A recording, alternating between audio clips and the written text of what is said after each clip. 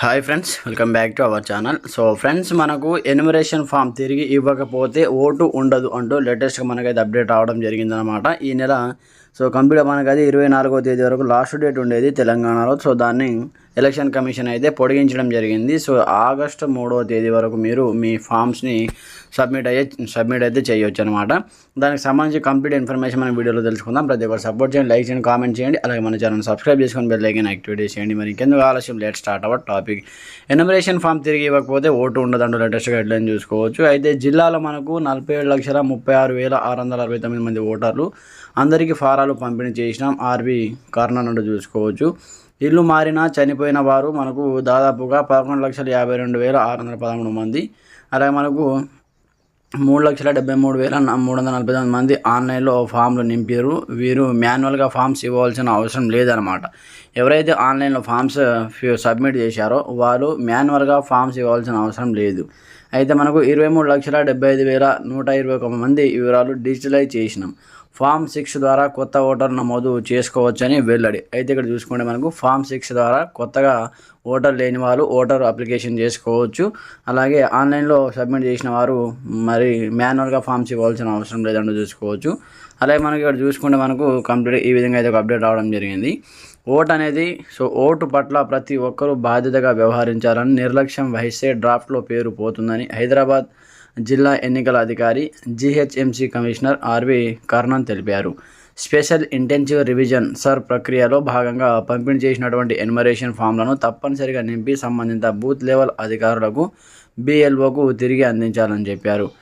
GHMC head ఆఫీసులో RV convener media సమావేశాన్ని నిర్వహించారు. ఈ సందర్భంగా ఆయన మాట్లాడుతూ ఎన్యుమరేషన్ ఫామ్లను తిరిగి సమర్పించడానికి ఆగస్టు 3వ తేదీ వరకు టైం అయితే ఇవ్వడం జరిగిందని చెప్పారు.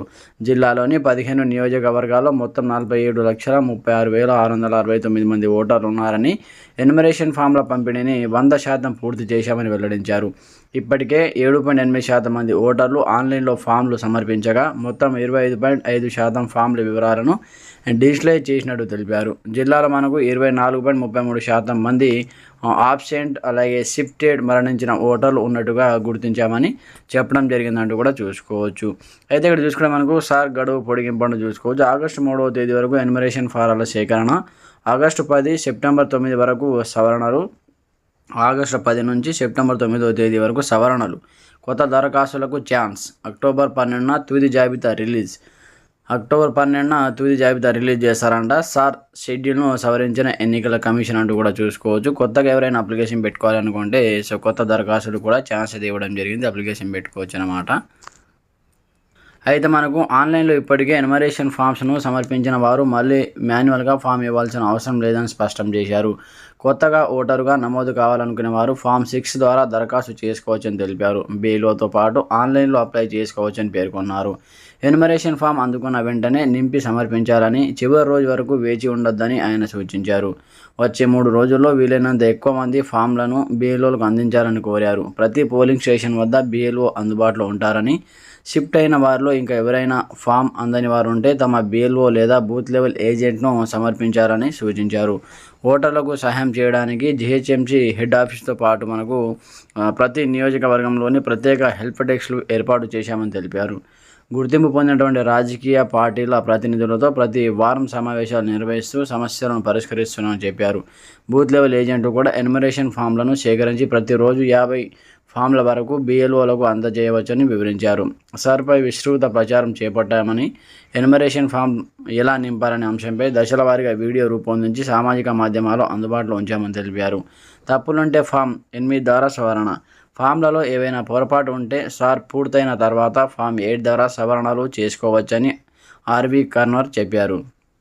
ఇప్పుడు పేర్లు ఎలా ఉన్నా కూడా ఫామ్స్ ఇస్తే ఓటు కోల్పోకుండా ఉంటుందన్నారు. ఆగస్టు 3 వరకు ఫామ్స్ అందించవచ్చని, ఆగస్టు 10న ఓటర్ ముసాయిదా జాబితా డ్రాఫ్ట్ లిస్ట్ విడుదల చేస్తామని చెప్పడం జరిగింది. అలాగే ఫామ్ సమర్పించిన తర్వాత మనకు వారందరి పేర్లు అందులో ఉంటాయని తెలిపారు. ప్రతి ఓటర్ తన పేరు డ్రాఫ్ట్లో జాబితాలో ఉందో లేదో పరిశీలించాలని, అభ్యంతరాలు, ఫిర్యాదులు, కొత్త క్లెయిమ్లు ఉంటే ఆగస్టు 10 నుంచి సెప్టెంబర్ 9 వరకు సమర్పించాలని సూచించారు. డ్రాఫ్ట్ జాబితా విడుదలైన తర్వాత మ్యాపింగ్ సరిగా కాకపోతే ఎన్నికల అధికారులు సంబంధిత వారికి నోటీసులు జారీ చేశారని తెలిపారు. నోటీసులు అందుకున్న వారు ఆగస్టు 10 నుంచి సెప్టెంబర్ 8లోగా ఎన్నికల నమోదు అధికారి ఈఆర్ఓ సూచించిన 11 గంటలలోపు గుర్తింపు పత్రాలు ఏదైనా ఒకటి సమర్పించాలని చెప్పారు.